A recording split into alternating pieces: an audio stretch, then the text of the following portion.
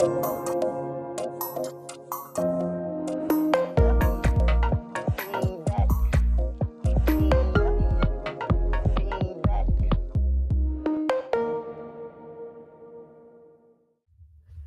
everybody. Thank you for tuning in to this episode of What's New in Data. Really excited about our guests today. We have Gwen Shapira, who's co-founder and chief product officer at Nile. She was previously an engineering leader for cloud-native Kafka at Confluent. Gwen, how are you doing today? Really happy to be here. We've been chatting about this on off for a while, and I'm glad to finally be talking to you.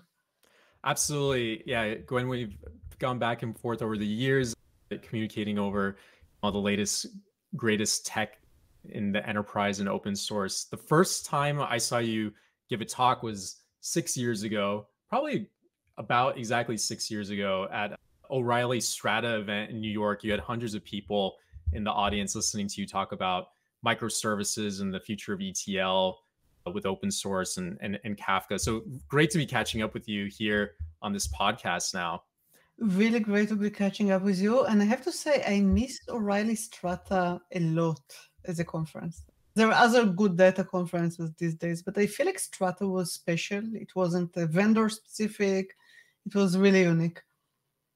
It was unique. It was very cool. It was in Javits Center, which I always thought was a really electrifying, exciting place to be. The practitioners loved going there to talk about what they built, and it wasn't super vendor heavy. The vendor participation was always really good and pointed because you had to talk about how you add value into the open source ecosystems, because it was always very tied to the Hadoop infrastructure in the beginning. So it always had that. So I agree. I do miss that conference. What are some of your favorite conferences today? Yeah, I have to say my conferences changed a lot because I'm now like part of the Postgres ecosystem. PG DevConf up in Vancouver a few months back was really amazing. And then, because a lot of our customers and users are JavaScript developers, I've started going to JavaScript conferences and the ecosystem around that, which is also very different. And the entire vibe is very different. So yeah, I don't know if the conference I go to these days are the most relevant for the data people in your audience. Postgres Conf is definitely a great experience if you are in that ecosystem. The other thing is, of course, like the classics, the QCon and GoTo, like the big data or architecture conferences that they always have a data track, but they talk about software architectures in a larger way. And this is where I got my excitement about microservices, for example. Absolutely. And you've done great work as an engineering leader for cloud hosted open source infrastructure for a long time. So not surprising to hear that now you're branching into JavaScript conferences and Postgres conferences. Right now, Nile, the company that you co-founded, is doing some incredible work in the Postgres community. Tell me a bit about the current state of Postgres, what people are talking about there, what's being announced, what are people building with it? Yeah, so this is really interesting. So one thing that everyone knows, but it's hard to internalize until you join the community, is that Postgres has been around for a very long time. If you look at the source code, you can find a lot of, if you do git blame, this line was added 25 years ago, 30 years ago, definitely before I was working on anything at all. Yeah. So and a lot of the people who made those commits 25 years ago, they are still reviewing patches to this day. They are working, employed in the company, like they're not even retired, and they're just still part of the community. So you have a real sense of tradition, I would say, in the community. And you also can see how the community is trying to keep itself modern and live. So they have a Discord now. this was probably a big change for people who've been working with the same community and same people for 30 years, long before Discord existed. So it's really fun to see a community maintain a lot of traditions and also evolve. It's also really interesting to see if you look at any particular contribution, any particular change that people are getting in, it looks really slow. I think a bug fix that everyone agrees has to be fixed but is non-trivial to implement can take 3-4 months to get in. A feature that may be slightly more controversial, it can be years. And so you look at the PR and you say, oh my God, there's this feature and Oracle had it forever and they've been just discussing it for 3 years and will it ever get in? But I think in a way it misses the bigger picture, because when you look at releases, and Postgres has a really good process, you know exactly to the day, a year in advance, years in advance, when each release is going to happen. And in the few months running up to the release, you know what features are very likely going to make it or not. So it's probably the most predictable open source project I've ever seen in my life. Apparently, they were only late for release once in a few days because they found a very critical bug in something that was very hard to leave out of the release, something along those lines. And it took them extra few days to completely rewrite something in order to make it in. But in general, it's extremely reliable. And then when you look at every release, there is always good features. Now, Postgres is very large, and not everyone needs every new feature that makes it in. So, for example, one of the most exciting features for this new release this is Postgres 17, so it was released like a few weeks back. It's still very new. So the most exciting feature there that people got crazy over is an optimization for queries that involve basically filtering on a list. So where value in a column is in and a list of few values. It used to be that an index had to be scanned every time for each value in the list, which can get bad if the list is giant. And now it can do one scan and find everything. So this is a cool optimization. Everyone is very excited about it. But of course, if you look at the large number of workloads, not everyone uses in. Or even if you use in, it doesn't, like, would you really go through the upgrade just to get an in optimization? Is that like the biggest bottleneck in your application? Whether or not you feel pressure to get those new features really depends on your specific workload, which is why you sometimes see people running years old, like 5-6 years old Postgres in production with no problems at all. And if you use partitions, don't do it. Partitions are still got a lot better in the last few releases. But like a lot of workloads will work well on Postgres 12. I wouldn't recommend running Kafka from 5 years ago in production. I think some newer projects evolve much faster, but Postgres is, depending on what you do, you can be fine with older versions, I would say.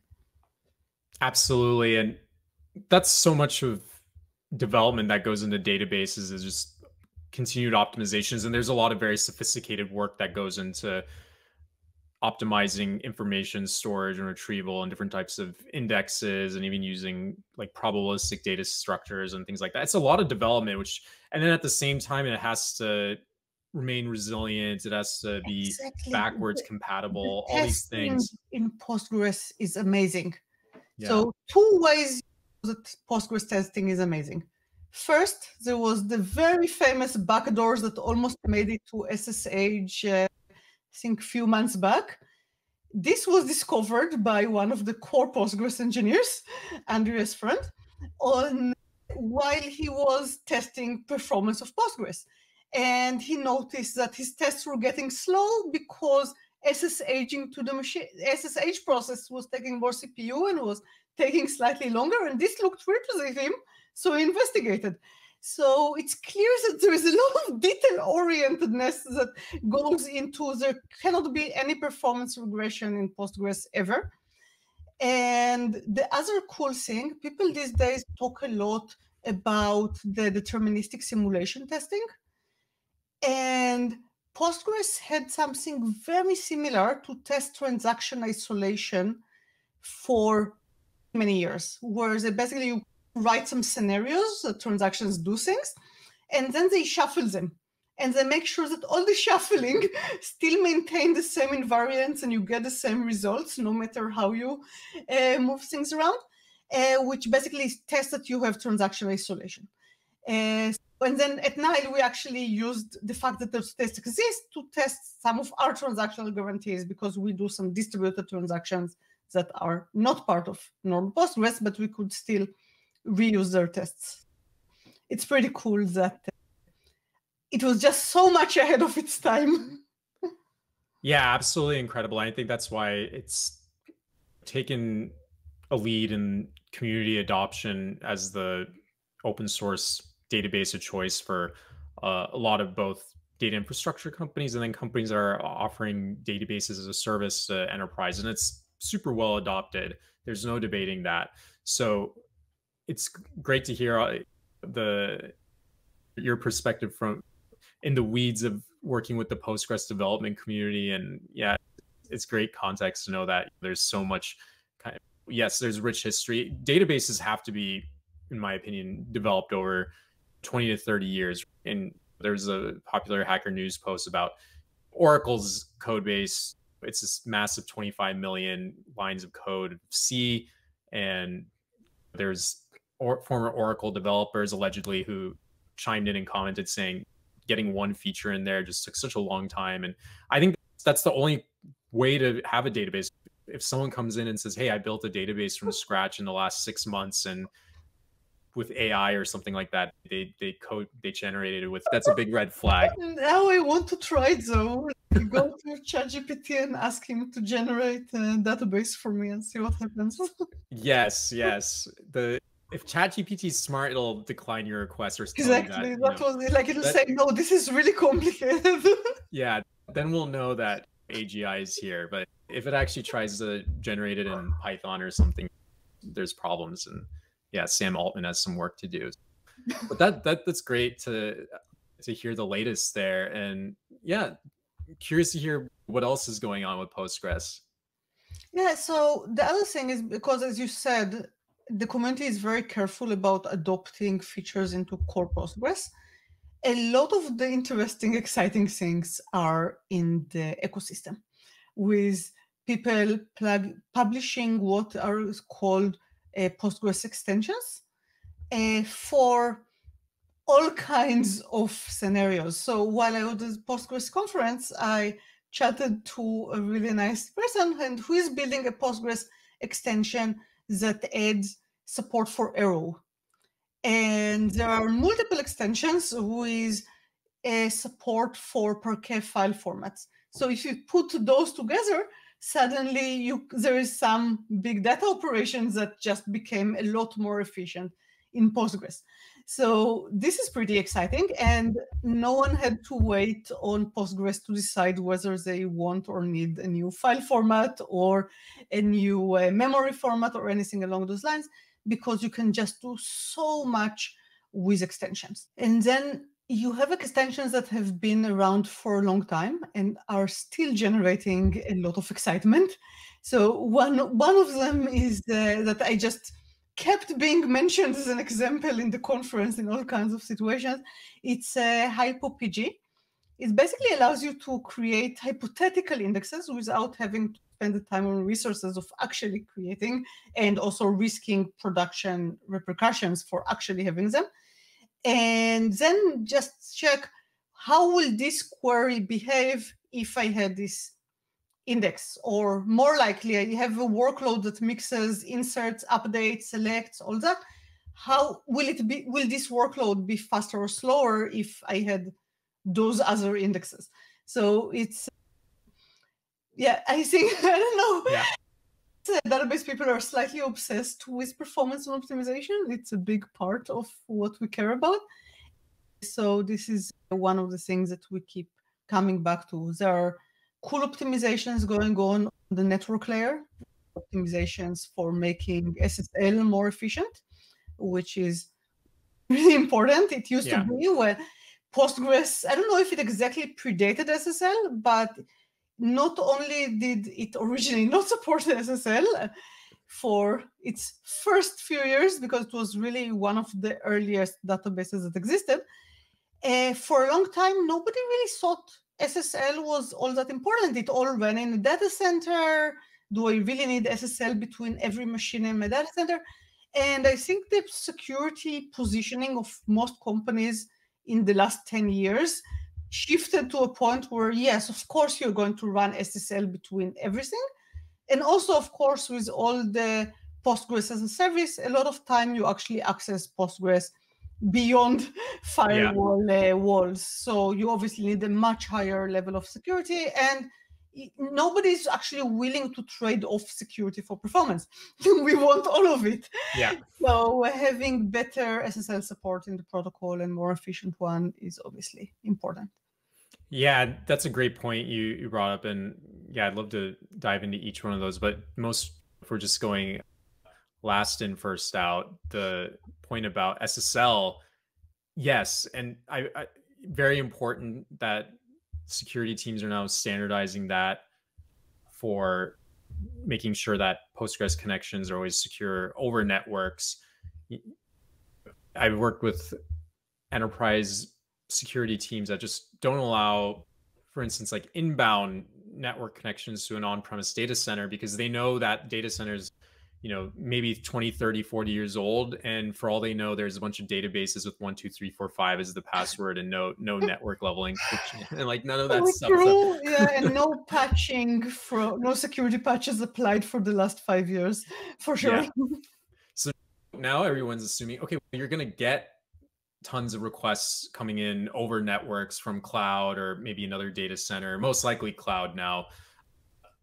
It's not super controversial to have your enterprise data center in the cloud, as controversial as it was 5 to 10 years ago. Yeah, absolutely critical that becomes a first-class citizen and very performant for databases. And the other interesting one, which I want to actually learn more about, because I'm always curious about this, is you mentioned there was an extension for Apache Arrow, which is, and for the listeners, it's an in-memory columnar format that's used in a lot of. What's the most popular usage of Arrow? I'm thinking NumPy is probably the most popular. Yes, absolutely. It makes operations on in-memory columnar data structures super fast, adopted by a lot of very popular open source and enterprise data lake platforms. And now that's becoming an extension for Postgres. So how would that work exactly? Is it actually going to absorb Arrow format into the Postgres buffer cache, or is it going to be something that sits outside of Postgres? I believe it's outside the buffer cache. So Postgres has the buffer cache as the shared memory area, and then it's called background process, but it's essentially a process that represents your connection to Postgres. It has its own memory area for things that are private. If I'm doing a large sort and I want to do it in memory, it's my sort. It's nobody else's. It will get those bytes into my area of the memory. So my understanding is that Arrow is going to be in the background process memory, not in something shared.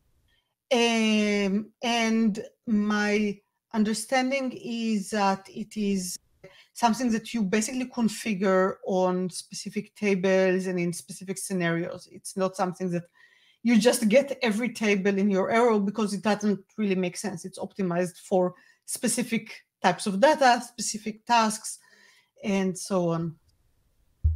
It really remains to be seen. When I met someone, we just talked about it. He said he has an extension. I admit I haven't tested it. I don't know when is it cool and how cool is it. So if they're doing it and you heard about it, it's probably cool. That's my bar for cool projects right now. And the other one you mentioned was Parquet, which is also super interesting. Parquet, of course, being a file format. and used by things like Iceberg, Apache Iceberg, and Delta, and also becoming a standard for bottomless cloud storage. You can put tons of Parquet files on S3 or Yes. GCS, your cloud of choice, or on premise. So is the idea there that Postgres can query Parquet files? Yeah, this is exactly the goal. And so I think maybe a year back, I talked to someone. He was building an application and he wanted to use Nile. And his application was basically required processing a lot of documents behind, like offline, essentially. He would get PDFs of catalogs from all sorts of vendors, like furnitures and all kinds of things like that, and would process it and extract information out of that. And he used the Databricks for this information extraction, but then he wanted the data in Postgres to serve it. Now, Databricks, when it just saves data natively, it has its own, I think, Delta format, but it can write Parquet files very easily. So he was like, okay, how do I get the data from those Parquet files that my Databricks process gives me into Nile so I can actually serve it to my customers and run some queries on it? So we did some research together because I did not know either. And we found a lot of different ways of doing that. So there is and extensions can be the Wild West. And as you can imagine, Postgres is popular, Parquet is popular. There will be a lot of different ways. Some of them are more suited for ETL, which is what we ended up working with. But some would basically open a connection and allow you to directly query a Parquet. So it is Cool. it is really cool, right? Yeah, absolutely. It is really becoming a interoperability between the core components of cloud and SaaS infrastructure. And it's great to hear that Nile users and customers are ahead of the curve there and how they're adopting it. So that's great. I do see that as being Parquet and Postgres as being very foundational components there and pieces of the stack. And a big part of the drive and investment going into investment both from, I'm talking not so much like venture capitalists, but more so enterprise investment now is modernizing for AI use cases, right? Generative AI is a very popular trend right now, but I do think that based on what I'm seeing, the conversations I'm having, it's top of mind for many enterprises to implement and fuse into their operations and customer experiences. How is Postgres supporting AI workloads? Yeah, so basically, AI workloads is a very wide term. There's so many different models. Obviously, what comes to everyone's minds when we talk about AI is the language models, but they're definitely very far from being the only models out there. And there's a lot of models around converting images to images, just as an example. They are not language models, they are transformers of a different sort. But everyone thinks about language models. And then within language models, one of the biggest subsets, especially for the enterprise, is what is known as RAG. That's retrieval augmented generation. The idea is that if you ask AI a question without a lot of context, it is quite likely to hallucinate or answer something that is out of band, not really relevant for what you need. But if you provide it relevant information, it can combine the fact that it has a lot of knowledge about the world from studying the entire internet. It understands nuances of the language, both in input and in output. But it now also has some relevant information for your question, for your use case. Now the problem is, how do we find relevant information to give the AI with my question? And this is where vector embeddings come in. Vector embeddings is a different type of AI model, essentially, that knows how to convert text to some kind of set of a lot of numbers that represent something about the meaning of the text. And Then if you take two texts that turn into vector and you say, how close are they to each other? It's vectors. You have a distance function. How close are they to each other? It represents how much the meaning is similar, which is a form of how relevant they are to each other. And semantic meaning is kind of different from the old text search we used to know based on word frequency and dictionaries, because it captures something about the meaning of a word in the context, in the domain. So function and procedure are very similar if you're talking about a programming language. They're very different from each other in almost any other context in the world. If you talk to a lawyer and tell him that function and procedure is the same thing, he will think you're out of your mind. Obviously, procedures is something very specific in law, and functions are completely unrelated. So you get this ability to basically vectorize the user question and use that to find documents that have similar semantic meaning to it, meaning more relevant. And then you feed it to AI and get an answer. So databases need to be able to not just query, select by a value in a column where something, they have to do vector search. Find me the most similar vector to this one, known as nearest neighbor search, because you imagine this multi-dimensional space and you're looking for the vectors that are closest to the one I just gave you. So it's the nearest neighbor search. This is what vector stores specialize in. And there are 5 gazillion of them out there for obvious reasons, because everyone is going to need one, especially enterprises. And if it's faster, it's generally better. So you're going to want to take a slice of this pie. Now, there is a lot of specialized vector stores, and Postgres has, just like it can do Parquet, it has an extension called PG Vector that specializes in vector search. Now, Postgres is not the only relational database or even non-relational database. It's not the only thing that suddenly grew an extension that does vectors. I think MySQL, Oracle, MongoDB, DataStax, Databricks, I don't even know who else is doing it. Everyone is doing vectors. You cannot really have a database without vector these days. Absolutely, yeah. A person who needs to build this architecture basically faces 2 decisions. The first is, do I want a specialist vector store, or do I want a vector store that is part of another database? And I honestly cannot actually advise a lot on that. I haven't tested a lot of the other vector stores. I would say the default thing to keep using the tech stack you're already familiar and comfortable with until proven otherwise is not a bad idea.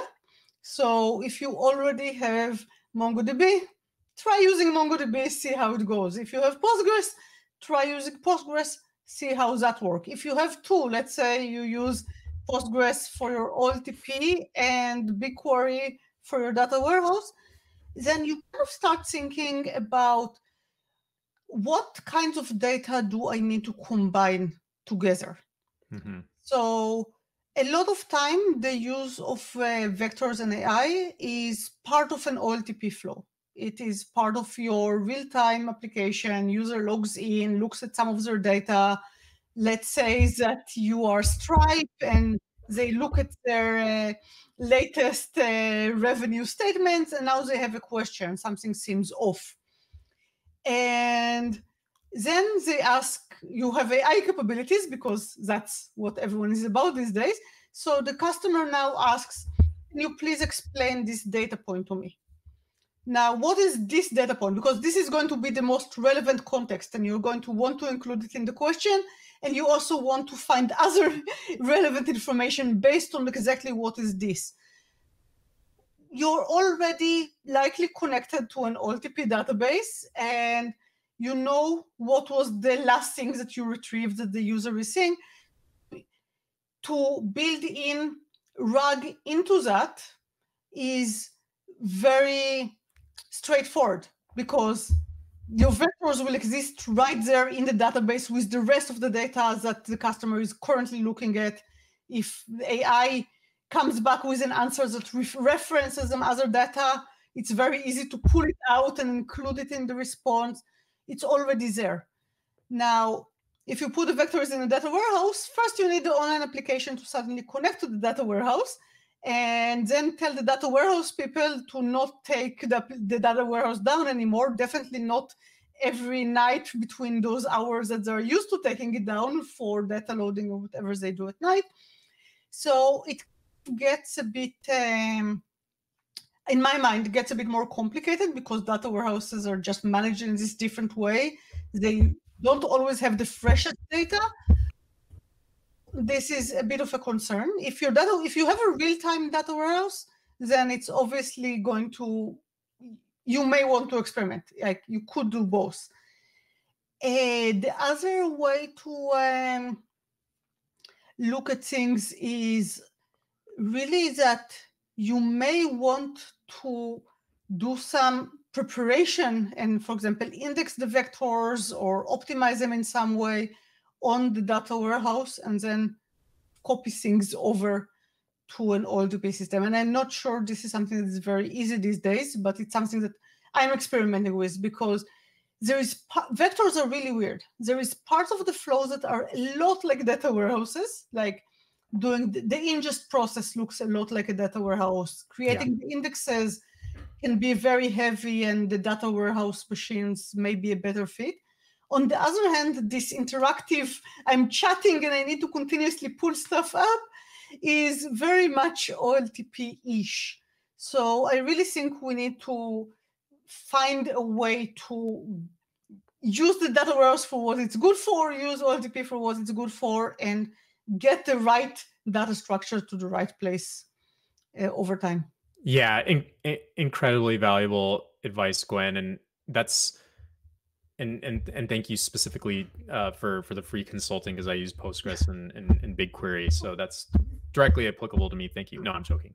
But it is a great point that yes, a year, maybe 2 years ago, when we were early in generative AI with language models, there was this craze to adopt a new stack, a new vector database, whatever it was. A lot were spinning up at the time, which they're probably, it's great technology and probably had specialized go-to-markets for that motion, which has its own value. For teams that don't change things super fast, but do have to innovate when the time is right and already have large investments in things like Postgres or whatever that database is, yes, it makes the most sense to test with the new features that came out to support, whether it's a vector extension or your data warehouse provider offers vector columns, and seeing what goes out there. Because yeah, when I researched this 18 months ago, it sounded like you needed a totally new stack, but now with all the announcements literally in the last month, it looks like my data warehouse, my database, and my BI tool all support ChatGPT on my data type experiences, right? So it's such a big problem with so much attention on it that it's not like NoSQL 15 years ago where the large database providers didn't really invest a lot into competing in NoSQL. So like new players like MongoDB or even Lucene-based inverted index like Elasticsearch could come into the market and grow. So that's what's interesting about it. And the other thing that's, especially when you're talking about, there's really two categories of it. One of which is customer facing chat experiences, which you really want to make sure it doesn't hallucinate, and RAG is critical to make sure it has all that context. But that's one part of it. The other is internal workloads where, yeah, you could probably tolerate a little bit more hallucination. But these language models can really be tripped up by inconsequential information, which means that the way you actually index this text really matters, right? So if your single view of the customer or whatever that knowledge needs to be is actually spread across, let's say, 200 normalized tables in different relations, and you're representing customer names with like IDs in some tables and some other values in others, and you have to do a bunch of joins. You also have to think about where's the ETL happening. Exactly. Yes, 100%. And we're already seeing a lot of ingestion pipelines and ETLs specifically for AI. And because having AI in the name and pitch deck guarantees funding these days, you see a lot of new kind of ETL or workflows for AI that, yeah, I think a lot of the ETL incumbents maybe are not moving fast enough, or maybe, I don't know about Striim, maybe you are moving fast enough, but their ETL is an old practice, right? So Striim is obviously the next generation already, being real time and all this, but there is IBM data stage going stages back. I don't know if they're moving fast enough to get to be part of this new vectorized ETL. Absolutely. It's the whole landscape is shifting underneath data and infrastructure providers. How are you going to best support AI workloads? And so I did want to ask you, you gave a very comprehensive advice and a great answer in terms of the state of AI for Postgres specifically. What are some of the advantages of doing RAG and vector embeddings and using the Postgres vector extension compared to other stacks? Yeah, so basically I would say the biggest thing is that you are using Postgres. And I do think Postgres is the perfect database for building applications on top of. And obviously I'm looking mostly at B2B, those multi-tenant applications, but if you think about Postgres, it's just has such strong support for such a wide variety of workloads that for someone who is just building an application the first few years before you have time to hire a data engineering team to build your ETLs and data warehouse and all that, it can do data warehouse workloads. It can do like JSON document workloads like MongoDB. It may not be as amazing it is as MongoDB, but it's one database that can do that and relational and text search. And if you don't like the built-in text search, those 500 extensions with better text search, it can do so much. And it can do vectors. So if you're looking for a very capable database that also does vectors, Postgres is really good for that. And then I've been watching pgvector extremely closely. And it's so nice to see. It also releases like clockwork as part of the Postgres community. So we're having a release every 6 months. And the improvements and features that go into any iteration is just so impressive. And again, those very detailed benchmarks. And it moves so fast. Like you'd think every half year is not that fast for AI. But when I talk to people using it, they literally don't even know about the cool stuff that happened back in April, and we're already looking at the next release that gets even better on top of that.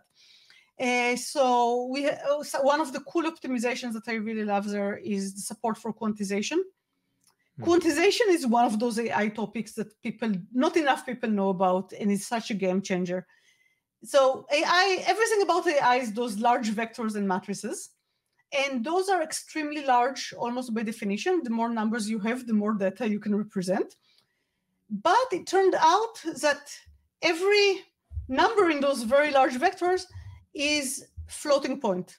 And it turns out that you don't actually need all 32 bits of a floating point to get a good result. A lot of time, 16-bit, even 8-bit, as long as those are the significant bits, they're actually good enough. And so now you can get same result with half or quarter of the memory. It basically means that you don't need the latest, greatest, impossible to obtain, super expensive GPUs. It can run just fine on my Mac M1 or on something very cheap that I can rent from the GPU for rent vendors out there. And this also applies to embeddings. pgvector allows you to, instead of using a full vector, it has a half vec type, which is exactly how it sounds. It's 16-bit floats instead of 32. That's it. Half the cost, Yeah. double the speed, and you did absolutely nothing except search and replace vector with half vec in your script. So it's pretty cool stuff that just, I feel like the problem is not that people don't use PG vector, it's that they use it but don't know how to get the most out of it, may be the problem. Absolutely. And this is really what it comes down to is there's such a large ecosystem on top of Postgres, ultimately delivering an application built on top of a language model will require like that extra work, that extra optimization. And like you said, this is overall probabilistic operation, right? When you do the similarity search on vectors, and when you think about some of the most popular data structures for probabilistic operations, you think of like hyperlog, which is used for like cardinality estimates, and like, this is something that also like exists on Postgres, not exactly in the AI context, but just as an example of ways that the Postgres community has optimized performance. And it's just a recurring theme with Postgres that, whatever that technical gap that needs to be filled, it's going to be addressed by the community and the leaders. And you'll always be in good company in terms of those who adopt it and scale it. And there will be high costs with generative AI applications. You don't want to pay tons of extra money on like database licensing, for example, in some contexts. And then being able to do that with Postgres gives you not only the community behind it, but just such a rich set of great SaaS providers to work with too, that also standardize on Postgres and have Postgres compatible APIs and very friendly to Postgres. With that being said, I'd love to hear about what you're working on at Nile. Yeah, thank you. Of course. Basically, as you've heard, I'm really excited about Postgres. And I'm really excited about the idea that you don't have to think about a database in terms of a database for this type of data versus the other type of data. You are mostly thinking about, okay, I'm building this application. What do my customers need? And then you know that Postgres is going to give you all of it. If you need vectors, if you need relational, if you need JSON, if you need to join all three in some way to give what you need to your customers, you can do all of it with Postgres. So for us, that was the beginning. Like, you can build anything you want on Postgres. It is a great basis for an application. And then when we started Nile, we talked to a lot of people building software as a service, because you've been kind enough to talk with us and help us out in our large discovery effort. And we talked about what problems people run into in different stages of building not just an application, but also a business on top of the application. And we realized that very, very early in the process, you have to make one big decision. Are you going to use the same Postgres for all your customers, and just cram them into big tables that have a tenant ID column in them, or you're going to have a database per customer and isolate them more, be able to maybe give each one better service because you can back and restore them individually, you can change things for them individually. And you have to make this decision so early in the game. It is so hard to change if you got it wrong. And if you think about it, it's so tied to how your business is going to work. If you're going to sell to larger companies, enterprises, of course, it makes sense to have a database for each one of them. If you're going to have 50,000 small customers within the first year, then of course it makes sense to store them all in one large set of tables. But how do you know when you just go and design your first data model? And what do you do if you guessed wrong? For us, this was the missing bit in the architecture. The fact that you're not just having a random database. This database has data not for you, but for your customers. You need to figure out a model that gives them the right service, but also has the right cost and manageability for you. And then when you start thinking about it, it's not your data, it's the data of your customers. How do you authenticate? How do you manage access to it? The current model where you have single user connecting to your customer database and you only do any kind of filtering and access controls in the application, as a data person, seemed absolutely terrifying. Like, people, really, the entire world, this is how you're shipping applications. I trust you with my data, and this is how you secure it. It sounded very scary. So we wanted a better system at Nile, and we were a bit naive. We were like, okay, Postgres is very hackable. You can write all those cool extensions. How hard can it possibly be to write a model where it will look like you're inserting everything into the same table? It will still, you have one connection, you do insert into, and you put the tenant ID. But behind the scenes, we actually detect which tenant it's for. We route it to the right database. When you run a query, if it's for one tenant, we route it correctly. If it's for multiple tenants, we collect all the results and give you back a collective result.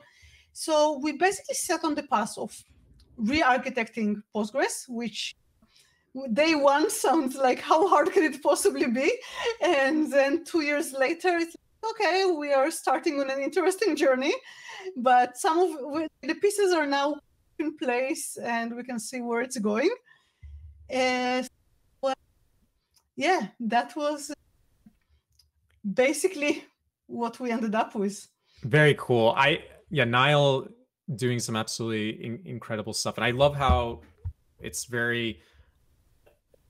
works great with Postgres. If you're already a sophisticated Postgres user, it takes away so much of the boilerplate way of, and not these generalized problems of how do you deal with multi-tenancy and applications and creating isolation for certain users. And I really love the templates that you have on your website too, that just show how fast it is to deploy this app with the infrastructure that I already use.